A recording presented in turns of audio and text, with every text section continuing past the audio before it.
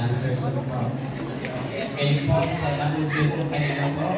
Ito po na po. Let us welcome Pastor Arnie Antoya para mag-ibigay ang kanyang evangelism demonstration.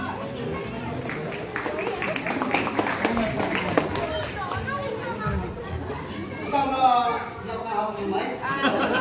Mas komportable ako na walang mic. Hello, narinig po ba ako? Amen! Okay. So, thanks God, ako mag-demonstrate ng evangelism or elective evangelism or gospel truth illustrated ay una, pasalamatan ko ang Diyos na opportunity sa akin. This is my privilege, opportunity na maging kabahagi sa 8 years ng RCCI. To God be the glory. Palakpakan natin ang Diyos. At ang pangalawa, salamat po kay Pastor John, sa confessional, heart to heart, and eye-to-eye contact. No? As a evangelist pastor, I'm evangelist missionary pastor, at ang aking video man, cameraman, ng SDIN, no? Ang aming kapatid na si Brother Arjan po sa SDIN. Palakpakan natin, Panginoon. Now, the demonstration about elective evangelism, because I'm evangelist, missionary pastor ng SDIN sa Inchurch Church. The demonstration ito, sample lang ito ng ilang minuto. Meron ako itatanong. Alam niyo po, bilib ako sa mga churches, ay sagot churches sa mga manggagawa, lalo na pag ikali merong stand. Everybody stand. Everybody stand. Stand. Alam niyo ba yung stand? Okay. Ito yung mga Christian na merong stand. Number 1, skill. Number 2, may talent. Number 3, merong ability. Number 4, merong gift. But sad to say, walang personalan. Trabaho lang. Maraming talented, gifted, maraming potential, abilidad, pero sad to say, kulang sa knowledge about evangelism. Yes, magaling ka. Talented ka. Napakinggan natin ang mensahero ng Diyos. Ano yun? Witnessing, messenger, ambassador. But the question is, are you? Sa English, or you are? No? Kanya-kanya na English yan. Ha? English yan. No, ilang minuto lang ako, 7 minutes. Sa madaling po salita, maraming worker, lack of knowledge about evangelism. The pastor always shouting, go! Bring the good news! Rescue! But the question is, are you have knowledge about evangelism? Sa aming church, mostly worker, serious kami about evangelism. Now, kahit hindi na po, tatanong na ako muna. Dahil nakakita sa akin si brother eh.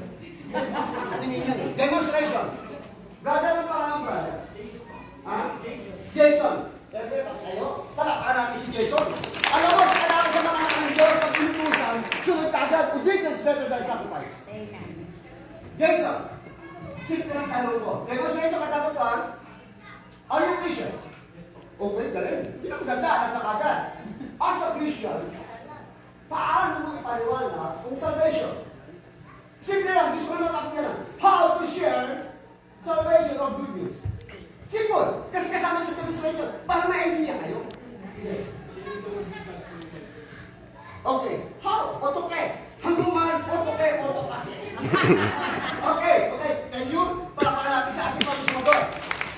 Pero huwag maging palasagot sa pastor. Ha? Ano ba yan? Okay. See, nag-question ako, ito naman, to share sa friend. My question is, how to be saved, how to share salvation? Now, dito na po ako sasabi. Maski isa-isahin ko kayo, iba-ibang klase paliwanag. Maraming pastor, may iba't ibang klase strategy, demonstration, but the Lord give me a burden, the Lord give me a revelation, na isi-share ko sa inyo, depende na sa inyo kung nais mo yung pangiyata. Simple lang. Simple. Everybody say simple. Simple. Pero bago na ako simple. Itong elective evangelism, kailangan mo lang ng KUW muna. Everybody say KUW. Yan pala, nabinuto na. KUW. Number 1, sa elective evangelism, kailangan mo ng knowledge about evangelism. Galing-galing mong umamit. Galing-galing mong... Di ba? Ilang kayo mo? Hello! Ano ba kaya? But the question is, do you have knowledge about evangelism? That's a question. Ano ba kaya mga nasa likod? Naintindihan niyo po ba? Bakit? Knowledge means information, education. Number 2, you. Understanding. May knowledge ka na, di mo naintindihan. Knowledge with understanding. Understanding means comprehension. Comprehend means naiintindihan mo. Maraming magagawa talented, hindi naiintindihan mo masisi. Basta ka lang nila do it news. Pero ano kayo? Ang iba naman, may knowledge, understanding, pero nakalimutan ng W. What is W? Wisdom. Wisdom is simple definition means put into practice. Amen. Sumisigaw si Pastor Ariel. Hindi sa Ariel. Pastor daw, kami sumisigaw. Pero hindi mo na ina-apply. Walang practice. So, binigyan ko idea. Sa evaluation, knowledge, understanding, ano na ako? Kaya pagkalimutan na lang. Pwede ba? Pagkalimutan lang. Pwede pa ba? Pagkain na yan. Ano ba yung nakadisplay? Ako yung nakadisplay dun eh. Yan! Pag pinili ko ako na kano, no? Pagkain na kayo, may pagkarating pa ano eh, no? Okay. Sinusubukan ko na kayo kung tayo nakatingay sa akin. Okay. Sa evangelism, kailangan mo ng knowledge, understanding, and wisdom. Now, what is the sign of elective evangelism?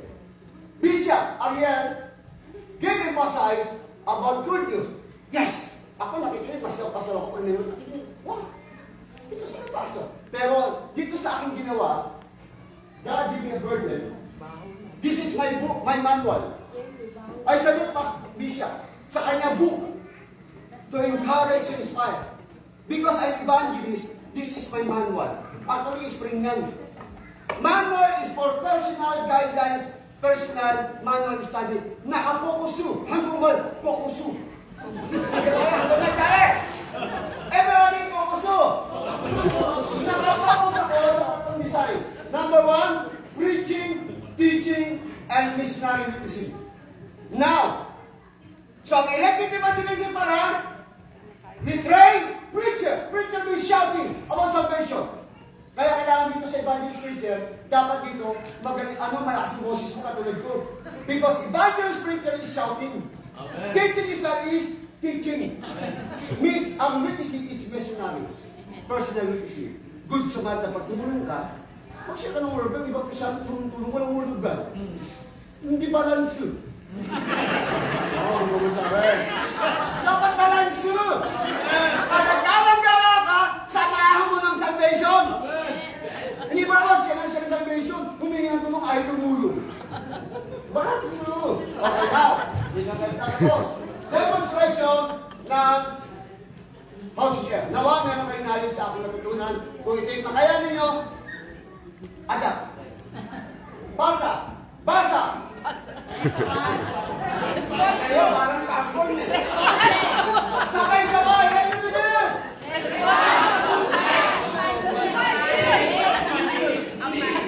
Ano? Simple lang.